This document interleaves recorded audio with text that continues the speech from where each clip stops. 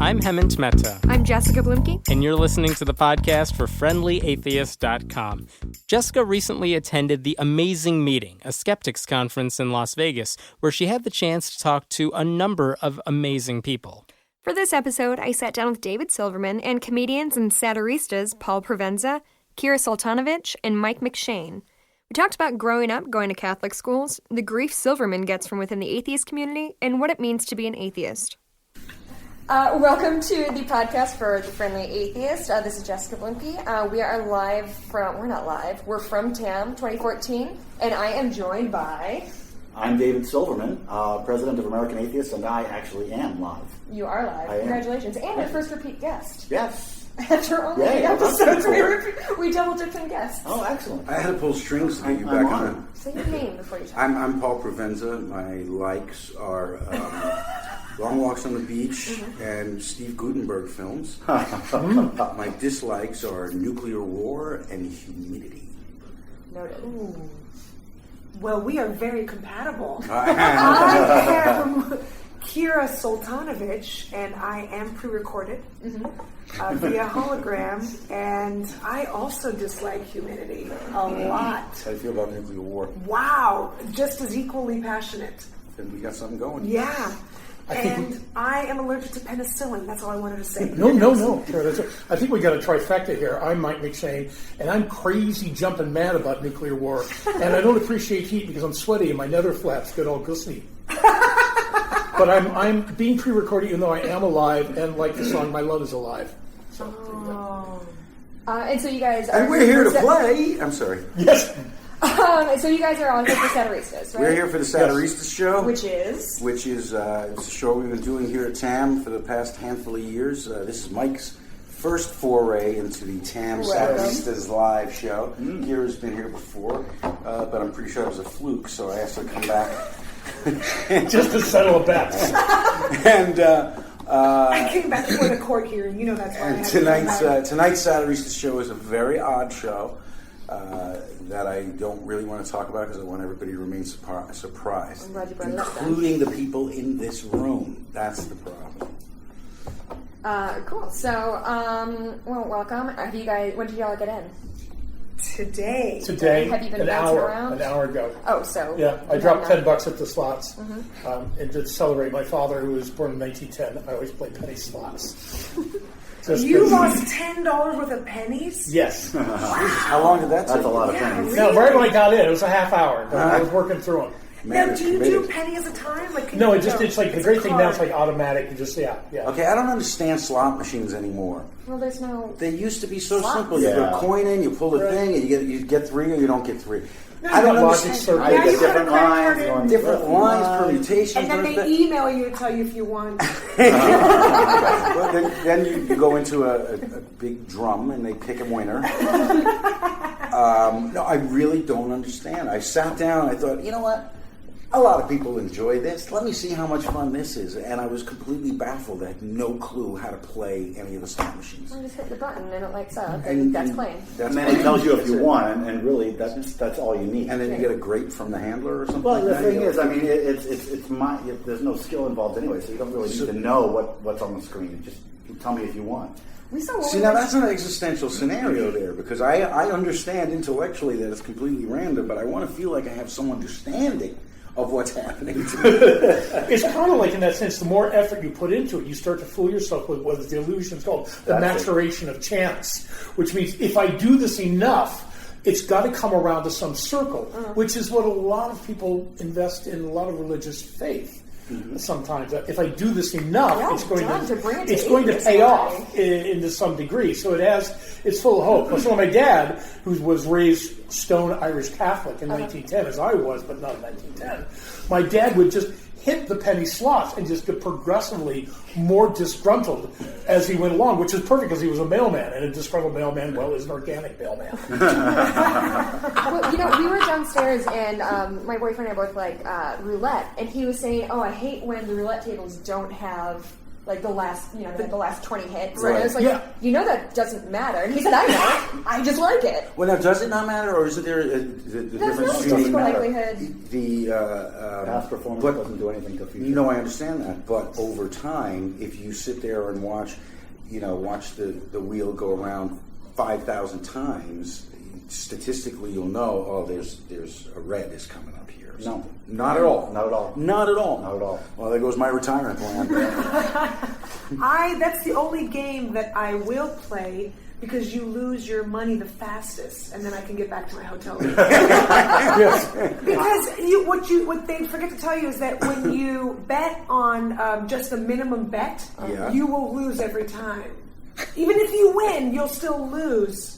Eventually, like you can't just bet the minimum. Oh, right. So, there's like a minimum, like 10. You have to bet 10 numbers or 10 credits. Right. Well, that's the idea of the bottomless pocket, which is where every time you lose, you double your bet the next time around. Right. Until eventually, when you do win, is you've that gotten all roulette back here? and then some. No, that's marriage. That's marriage. We're talking about marriage, yes. Where you feel like Also a godless entity, which is also like marriage. But you put all your time in, and roulette's the only one where you're guaranteed, like literally after a certain number of spins, you'll just go home. Like you're done with your money. Well, that seems to happen to me no matter what I'm doing, actually. Right. Enough spins, I'm out. But like on that first, push of like, give me all this money for, these coins for this money. I've also known the casino can make a lot of money if they built a giant roulette table that you stood on, and instead of cashing you out, they take one of those little rakes, just rake you into your car, rake into your car, and you'd be driving home and you go going, oh boy, I'm a piece of crap. Like a giant chessboard. That would like a prisoner. That'd be great. Well, it's going to take it's going to take about a month for this podcast to come out, so I would get on that before it gets published to our tens of listeners. Patent pending. I love this work. What's that one ride, that carnival ride, where through centrifugal force you're kind of in a roulette wheel? The roundup. Right? Is that what they call it? The bottom drops out. And then you're just spun around. That should be at the I like next roundups, casino. and I like. Are you talking about the Turkish? The roundup is when it flips up like this. No. The barrel. twist. It's a barrel. You It's want a to have a barrel, big barrel. and then the bottom centrifugal fall. force. Well, You're That's held. Turkish twist. Turkish prison. No. Turkish That's taffy. completely- The floor drops away and your twist, vomit yeah. comes up like spin art. Yeah. But now there is strategy in that, because you want to be on the opposite side of the spin so that you don't get hit with your own vomit. Right. Yes. Right. You don't want to throw. Yeah. You don't want to. You don't want to be You on can that. do that on the roundup when you go vertical. Yeah. And it's turning like a clock, and you can vomit on top and then catch it on the way down. It's awesome. Nice. Great ride for dogs. They love that ride. They just keep going on it. Now, come on, let's do it again. Damn it, Prince. No, man, I'm still hungry. Come on, let's go again. By the fourth round, it just looks like pool. I'm sorry. That's okay. Oh, It's my world. even Michael, the sound guy, should be looking like going, boy, that fat bastard. I told Paul to bring his friends, and here we are. I Dog couldn't find food any, jokes. so I got my. So I asked David to come on because we were just literally right before I ran into you. We were just talking about because this is called the Friendly Atheist. It is. I thought this would be a perfect forum to talk about this, which David was talking about hate that he gets from within the atheist community, the skeptic community. That as head of American Atheists, a lot of people are attacking strategies and what have you from within the community. That's the interesting conversation, not from outside the community. That's expected. Right. Well, that's true. I do get a lot of hate from within the community, including people who insist that they're not in the community. Right. And it's a part of the model. It's a part of the big picture. Is that I'm a segment of the movement. I am the hard line segment of the movement, and as that, what I do functionally is I raise the awareness of the movement on the whole. But when people come to the movement and look at it, there are going to be some of the people who come to atheism who are not going to like me. Right. And they have to have a place to sit. They have to have a place to land. So it's important that there's a segment of the movement that doesn't like me. Okay?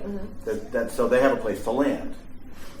So that's a part of the plan. This is what I was telling Paul. It's a part of the plan that certain people in this movement really don't like me. Why? What is the specific? They say I'm too harsh. You know, when I come out and It's about ideological. Yeah. No, it's not you personally, it's you as your It's representative. the words that come out of my mouth. Mm-hmm. So I think a lot of times it is personal. I think a lot of times it is very personal. It's not like haircut personal. Not haircut personal. Okay. No. It's Dave personal. It's about Dave. But Kira knows a lot about the haircut person. Yeah, I get that a lot. I hate that. That's superficial shit. But it's a part of the movement. It's a necessary part of the movement, and it's part of the plan. But I don't like it. And you know, there's nothing I can do about it. It has to exist. It has to be there. There have to be people in this movement who don't like the person who's the hardline atheist. But here's the thing I found interesting, though, is that you were telling me about one story where somebody was claiming you are the kind of atheist or the kind of representative. Oh yeah, that is. Yeah. How did you describe it? You should put it so clearly. They blame me for things that I didn't do. They come up with Dave is so harsh. Dave insults theists, right? He goes off on and criticizes theists and insults theists. I don't. I insult theism.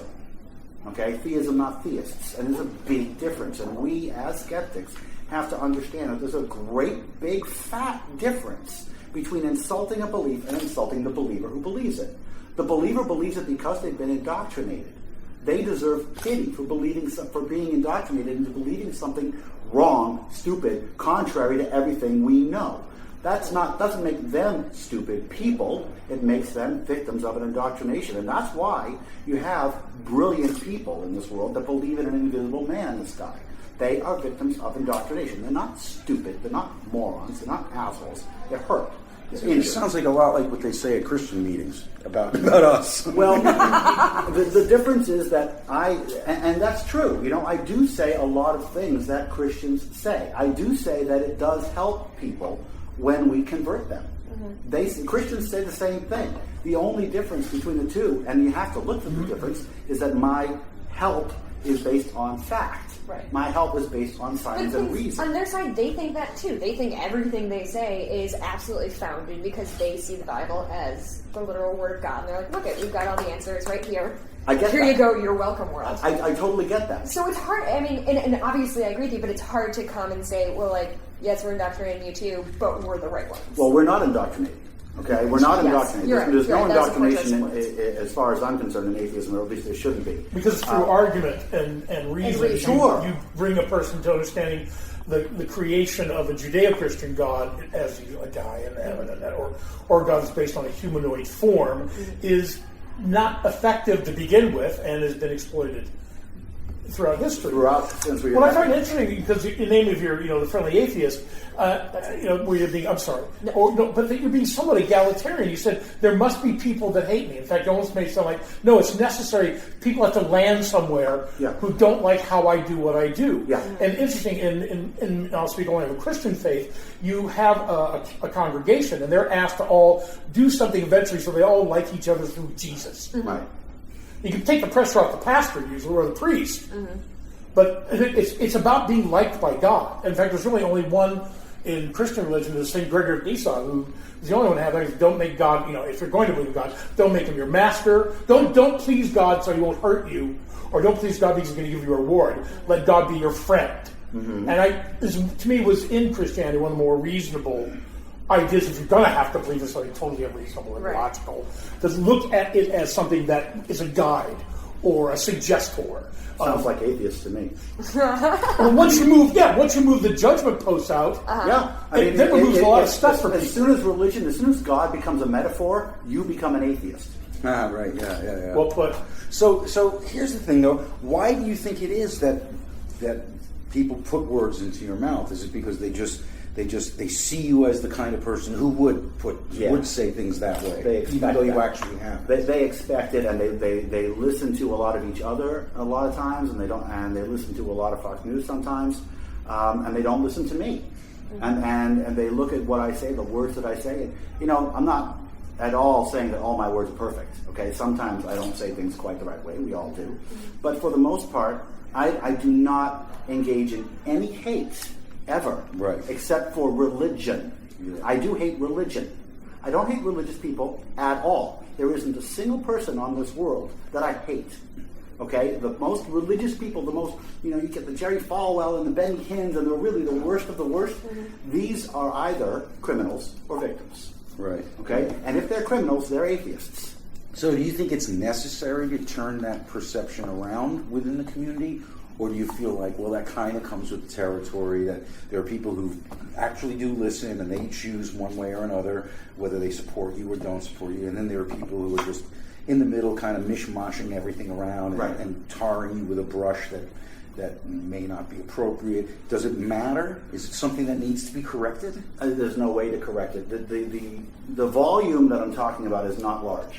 Okay, the vast majority of the atheist movement understands what we're doing at American Atheists, and if they don't support us 100%, they at least get it. Those who are putting words in my mouth and saying that I'm hateful and saying that I'm, trying to, stop people from being religious or stop people from having the right to be religious, they're looking for a reason to dislike me. They're painting you as the angry atheist, or they're painting you as the kind of atheist they don't want to identify as. Yes. So they're demonizing me just a little bit to separate us more. But they don't have to be part of your organization, right? Of course not. Right. So no, but he's talking about on a personal level. It's hard when you get that kind of criticism and that kind of negativity, and it's not even what you actually stand for. What do you mean by criminal? The criminals are atheists. That was interesting. Okay, so let's talk about that for a second. Let's take. And we're just going to take a fictional person here, Benny Hoon, okay? Which I love his Japanese phone. It's so Let's take this fictional creature named Benny Hoon, who I don't want to sue me. Theoretical preacher. This theoretical preacher blows on people to cure them of ailments, okay? Now, this person is one of two things. He actually believes that when he blows on people, they get cured, despite a complete lack of evidence to the contrary. Or he knows he's lying. He knows he's a con man. Right. If he knows he's a con man, he's doing it in the name of God, he does not fear God. He does not fear God. That puts him in the same category as Bill Clinton, who was sleeping around with his wife and then got caught and then went to church. And all these other was also being blown on. I see. Full circle. Also a long-term thing. It almost cured him of the presidency. The Ted Haggard, the preachers, I shouldn't say names because I don't want to get the facts wrong. But a theoretical Ted Hagar. The ones who are having worship slacks. The ones who are having long-term affairs, the ones who are getting in bed with rent boys. Okay. So they know what they're doing is fake. Yeah. So basically, they're atheists. That makes sense. I never thought of it that way. Yeah, we have to own it. And I think another we interesting thing to think about is the people who are way high up in the church who are saying, like, I've got like a phone that connects directly to God. For example, the Mormon Church, the president of the Mormon Church says, God speaks directly to me. We all know God isn't speaking directly to him. So are we to postulate that he is in fact an atheist who is pulling one over on everybody, or is he delusional? We don't know. And we don't know. We don't know. Definitely not on a Verizon phone. We should respect due process. Cannot talk to anybody. Okay, we should respect due process and not convict anybody based on speculation. Right. What we should do is admit that those are the options. Mm-hmm. Okay? Right. He's deluded or he's a liar. Mm-hmm. And if he is a liar, he's an atheist. Right. Because he's doing it in the name of God that he does not fear at all. Well, he's a godless liar. He fits right in. So we have this empty chair. And we don't want to say that because we as atheists don't want to be associated with that. We have this straw man fallacy embedded into our brain. Let's not talk about Stalin because he was an atheist. Let's not talk about Mao. And we certainly don't want to associate ourselves with the worst of our enemies. But we do have to realize that it's very possible and darn likely, in my personal opinion, very likely that we are dealing with very bad atheists at the top of religion. Right. And that's bad. That's bad, and we can't just say, oh, look how moral we are, and look how much better we are. There was a statistic a little while back about the amount of atheists in prison. And yeah, the statistic is good, the statistic is real, but it also gives us a false sense of moral superiority. Well, atheists are nothing if not smug. Well, I'm not smug. No, not you. Well, No. I used to be conceited, but now I'm perfect. Well, you are smug, but mostly it's about the Tesla. I do like my Tesla very much. So, do you think that atheists try to convert people the same way? No. Some but do, and that's part of the some brush do. that you get tarred with. And the thing is that I'm not sure, and this is something that I've been struggling with for a while, I'm not sure it's a bad thing. I think, in fact, I'm sure it's not necessarily a bad thing. I think that if I took the extreme of proselytizing, right? Got up early on Sunday morning, put on a suit and tie, knocked on your neighbors, and 8 o'clock in the morning said, hi, I want to talk to you about atheism, walked in, converted their entire family, and left. You can't deny that good has been done. Okay? So, proselytizing atheism, a lot of times, again, we have this knee-jerk reaction as atheists. We don't want to be like the theists. Right.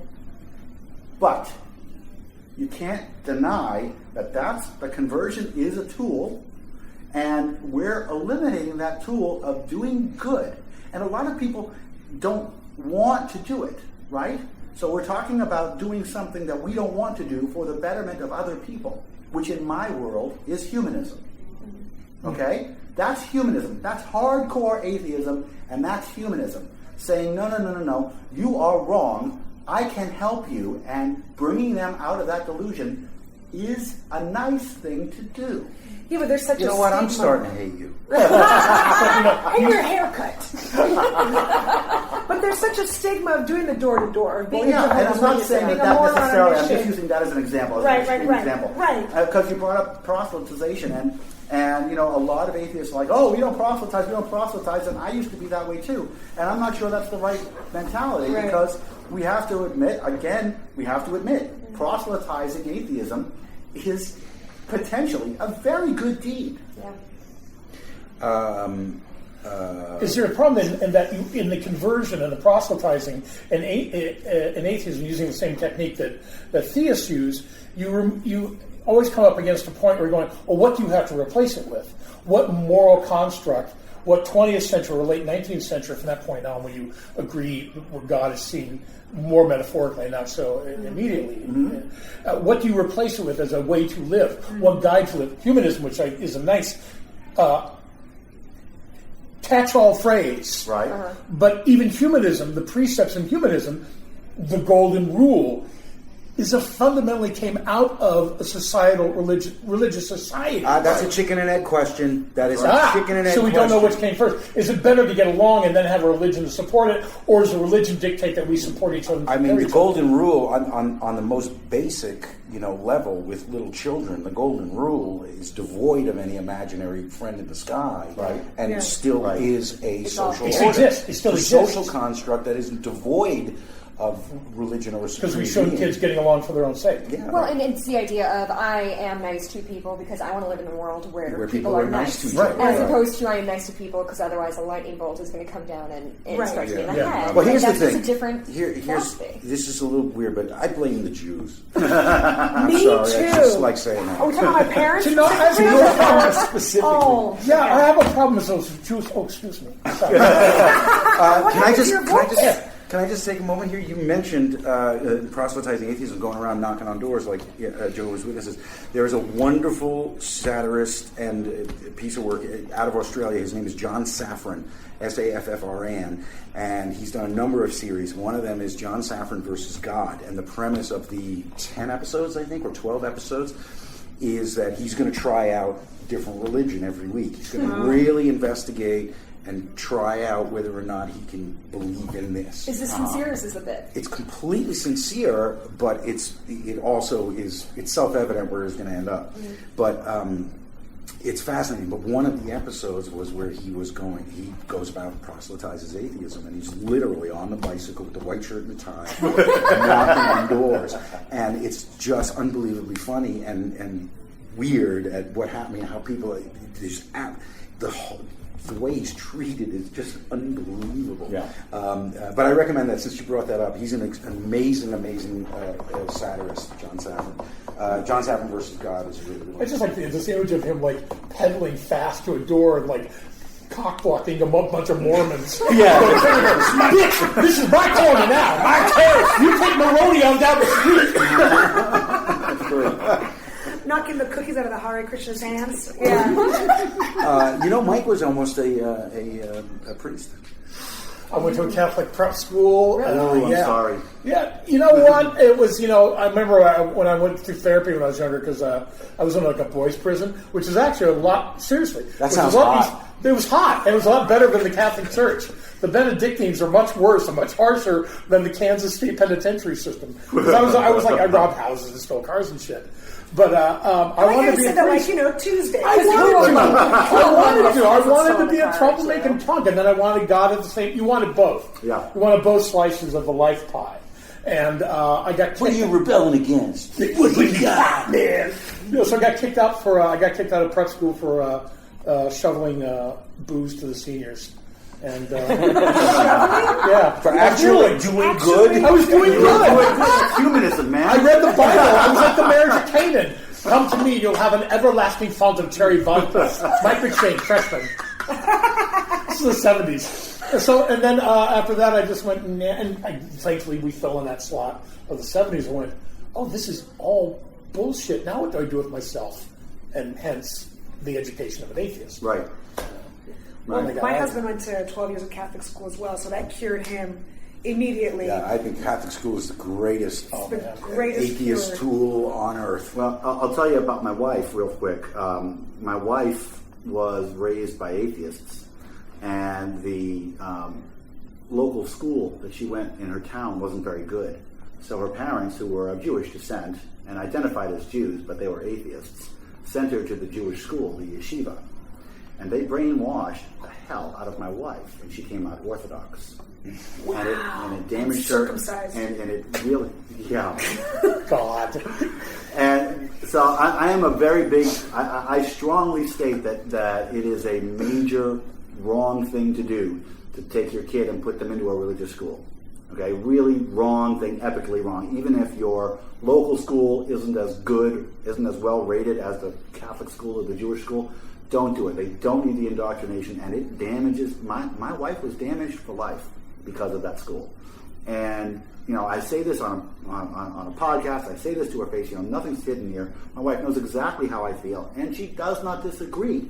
But she cannot escape it because of the brainwashing. She still practices Orthodox. Not Orthodox. She's a Reformed Jew, Mm-hmm. but she still celebrates believes in the God. holidays and she does the whole God. thing. And she tells me, she acknowledges it's not rational, it's not reasonable. I believe in a God. There's no reason to believe in a God, but I do anyways. And the only reason that she can give me is because that's what she was taught, and she can't get through it. Well, I got to tell you, it's kind of like show business, that whole God thing, because it's like, I could stop believing, but then I could stop believing that anybody ever gets to see any of my shit or is interested in any of my shit or whatever, but then I have no reason to continue. Sure you do. No, I don't really care for any people. You don't care for what? Any of you people. Well, I got kicked out of Hebrew school. Rock and roll. Yeah, in first grade. Uh-huh. What did you do? Well, Did you menstruate in front of the other children? I did. How did you know? That's my closing bit to this day. No, I got kicked out because I wasn't pulling Mike McShane and stuff, but I was a troublemaker. And went like to sassing the wrong people, back talking. The rabbis. I literally would do like when your hand is a mouth. So the rabbi is talking, and I'm like blah blah blah blah. So you're a comedian from an early age. Honestly, that's why I got kicked out. So I went to public school. So I'm grateful for that. Yeah.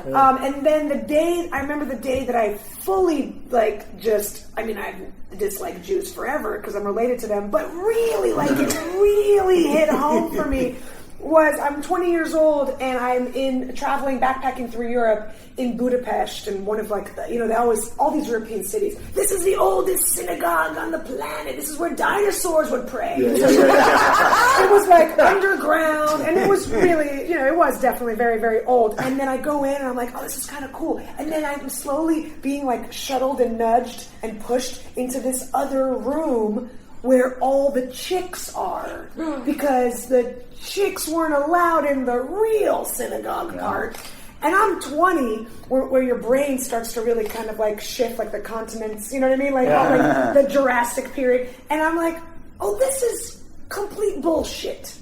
Because of my reproductive parts, like for me, it was more a religious thing on how, chicks are nothing. Yeah. We were literally in a closet, in like a broom closet, and then there was a window like this big that you looked through and watched all the dudes doing whatever Harry Potter bullshit they were doing in there. But that moment for me, I was like, oh my God, I saved myself in the first grade. You did. Similar to that, a very dear friend of mine from college got married a few years ago, and she and I were having drinks, and she said, and she was Catholic, grew up Catholic, wanted to get married in her family's church, the church they grew up going, and before they had to attend therapy, like couples counseling or whatever. Before she got married, she had to sign a document that said she would never withhold sex from her husband. And she said, and I honestly think that's what broke her free from like, are you fucking kidding me with this? Now, what kind of lawyer is going to actually, Wait a minute, and what does that do? Hang on a minute, let's not be so hasty here. Think about what that does. I mean, those things are all used to use women to make more Catholics. Okay? The Catholic Church isn't doing that for any other reason than to make more Catholics. And that's the way it looks at women, and the Jews are no better, and neither are the Muslims. Chicks just always get the short end of the stick. Sorry, going back to your contract. But it's just, it sucks, like, for women. I don't understand any women that are like, yeah, this is cool, I'm totally cool with this. The Orthodox are, but that's because they're victims of the brainwashing. There are a couple of Muslim women in the UK that, a couple of performers, actually, they're actually comedians, and they trade on, one in particular does the full garb and, claims to be a real devout Muslim, yet she's doing stand-up comedy and talking about, her faith and life, whatever. And I confronted her on it. I was like, straighten this out for me here. Yeah. Is this a gimmick or isn't it for you right now? And she was talking about how that there was tremendous valuable things in her faith and blah, blah, blah, blah, blah. And I just asked her point blank, I was like, can you do your act in a fundamentalist country? Because if you can't, you're lying to yourself and you're perpetuating everything that you have chosen to not engage in. You're perpetuating for all the other people who don't have the strength or gifts that you have. That's right. A bit easier to play that game in a city, in like London or New York, where you can, you're not going to get somebody exactly. You can't walk into a fundamentalist church in America or a fundamentalist mosque somewhere, a hardcore mosque, do your act and not expect to be, if not berated and grabbed, stoned. Or injured physically. Yeah. To go back to your point where you're saying, I don't understand why women would stay in this place where they're told they're second-class citizens. I mean, it's ridiculous. Have you ever read Brave New World? No, but I know, I've heard of it. So I haven't read it since I was a freshman in high school, so it's rough. However, there was one part that really stuck out to me. There's classes, there's Alpha, Beta, Gamma, and Epsilon, and they're brainwashed. So the Alphas are the doctors and the lawyers, and the Epsilons are the janitors. And they're brainwashed, like, I'm so glad I'm an Alpha because, these people are scum. Meanwhile, the Epsilons are, I'm so glad I'm an Epsilon because I don't have to worry about those things that those fancy doctors are doing. I can just go to work and do my thing. And I think it's that same idea of, oh, isn't it so nice? I don't have to worry about the finances. I don't have to worry in my pretty little head about big picture things. I can just raise my children and cook dinner and keep a house. And they're told that's what happiness is, right? Right, and remember, when you're dealing with the very religious, you're dealing with a very cultish mentality. So it's not like they're getting a lot of outside influence, right? They're not watching TV. They're not watching Murphy Brown or any other time difference. Well, time difference. Yeah. What time machine should we get into? That's the one that came to my head. What I'm saying is they're not watching. They're not getting the culture of America at large. They're getting the culture of their micro center, and that doesn't have any women's equality in it. So they wouldn't even know that there's something wrong. And I get that, because if that's what you were brought up in, and Right. that's what you married into, and that's what your whole family is, I get that. You're not going to get a sense. You don't know hot unless you know cold. But there must be something. I just can't believe. Maybe because I'm, a more aggressive chick than most chicks, but No. yeah, a little bit. But I just can't believe that there's not like a part of her that's like, wait a second, how am I not allowed to wear just regular clothes? Yeah. How is that not cool? I don't understand how they're cool with that. But you're a woman in comedy, right? Yes. How many other women in comedy are there? Like, I just started... 5. There's 11 total. 11. I that's just right. started 5 doing ones. stand-up. I'll do my bit later. So I've been going to open mics in Chicago, and it's me, the girl I go with, and 25 white guys. Right. So why aren't more women more outspoken? It's a very similar idea of women have this opportunity, but they choose not to take it. But I think you guys are hitting on the same thing. It's personality. I mean, there are a lot of women who are in that micro world. There are a lot of women who are in that culture who do feel that and go, fuck this, I'm out.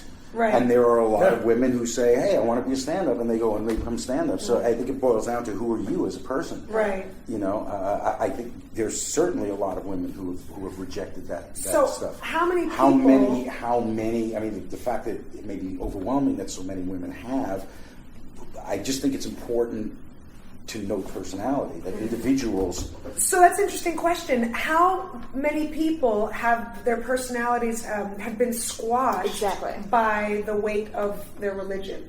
Where they Almost weren't all of able them. to flourish as people because they were put into a parameter that they couldn't. Monasteries and monks often allowed a little wider berth because you were there to find intellectual rationalizations for aspects of the Bible or your particular Right, faith. right. But other than that, you're right. It quashes. It's meant to put you down. My wife left the Catholic Church because of that. She was actually marched out of the church of her prayer group when she was like 17 or 18 because the priest was like, you asked too many questions. Right. The big sin. Yeah. Big sin. Who later was the priest when we watched In the Name of the Father or something, Owen, this pederast priest who was Irish. Right. We were watching this documentary and Karen's like, holy shit, that's the priest! Oh my Yeah, God. she's from Lodi. There's not a lot happening in Lodi, Apparently there's a lot more than everybody I think often like the three major world religions struggle with the idea that they have wars, battles, collect money to build these huge halls where the mystery of life and existence are meant to be in this tabernacle center in these big rooms because they know deep in their heart every woman's got one of these already. It's called a vagina. Yeah. Wow, And, I'm thinking about going to church again. I'm thinking maybe I need to revisit this a little bit. I always thought that was incense. Okay, but here's the thing. Now you were talking about. You were talking about. Did you? Did you press record? Come on, it was a clean dirty. Is that not Champa or is there a party going on? Here's the thing that I think is the question you were asking, because I do think individuals are involved. I've been thinking about that. I wasn't listening at all to anybody. I've just been thinking about that. But it's the Rumspringa phenomenon that's interesting to me. Right. Like when the Amish, there's a mandatory year of Rumspringa where they go off and explore the rest of the world, right, and then decide to come back or not. That's interesting why some people decide to go back A there. lot of people choose to come back. Yeah, a lot of people choose to come back. huge And that's number. not gender-based, and it's, I mean, of course it is personality-based and all that sort of stuff, but that's a fascinating question to me because that's not even about oppression of women or even oppression, period. It's about think they're both suddenly sexes. their door is open and they go outside and see an entire new world. It's a pull sale. Okay, it's a pull sale. If you open the door and say go and push them out, if they don't come back, they're not indoctrinated. Right. The ones that do come back, they are with you for life. Right. And they are the ones that are going to breed indoctrinated kids. Uh-huh. Okay. So it's kind of a thinning. If you look at it, if you think about it, That's it's an good interesting way for to the put that. herd. It's good Right. for the flock. Gets out If the you take subversives. yes, exactly. It's like setting a Really forest like fire that. in your Yeah. religion. That's just of course Because it is. you're talking about a very close-knit community. God, How do you get rid of the bad apples? Set them free. If they come back, they're indoctrinated and they're yours for life. And don't make indoctrinated babies. Sort of like the Cuban boat lift. Get rid of all the criminals. Just let them go. You want to leave? Go right ahead. We don't want to do what England does. Put all the Quakers and the ne'er-do-wells in the boat and send them to America. Hey! I have nothing to say to that. I guess we're at 38 minutes. I don't know. Does anyone else have anything funny or charming to say? I'm out. Yeah. Have we tapped out? You David's got me guys have a thinking show now. All the tonight, charm's so gone. don't use up all your good stuff. Well, I was just going to say, mention Atheist TV. You know, that's what we're here to promote this year. And we're really pleased with Atheist TV and how it's going. It's the first ever atheist television network. It's on the Roku platform, so you have to buy a Roku box where you can see it on the internet. If you buy a Roku box, you can see it on your television. And it is a movement-wide thing. It's being provided by American Atheists, but it's open to every organization in the movement, whether they like being in the movement or not, Paul. But every organization in the movement is welcome to come in and have a space on Atheist TV so that they can push their, put their shows on. And the exciting thing is that this is phase one, so this is going to be about a month out, you said, this podcast. So the launch is going to be July 29th. Okay. And that's when we go live. That's when Atheist TV goes live with phase one. And phase one is basically it's what's the word, Paul? Not new programming, but it's the programming. It's non-original programming. Acquisition programming. Acquisition programming. That's the word I'm looking for. It's some movies from Richard Dawkins, some good movies. Shows by American Atheists, the Atheist Experience, the American Humanist Association, Richard Dawkins Foundation for Reason and Science, Secular Coalition for America. Yeah. We all got shows on there. Plus we've got comedy. Plus we've got web shows. And that's all phase one. Phase two is new programs. And that is to be determined. But that's coming. So are you looking for submissions? Are you looking for money? Is this an open audition? Yeah. That's a good question. What are we looking for? Right now, we're looking for views. And we're looking for people to hype it up. We're looking for people to get Roku boxes and get on there and give us some good ratings. Check it out. Check it out. Look at it. See it. Blog about it. And stay tuned for phase two, which will be coming soon. Do you have a timeline set for that? I do have a timeline, but I don't want to publicize it.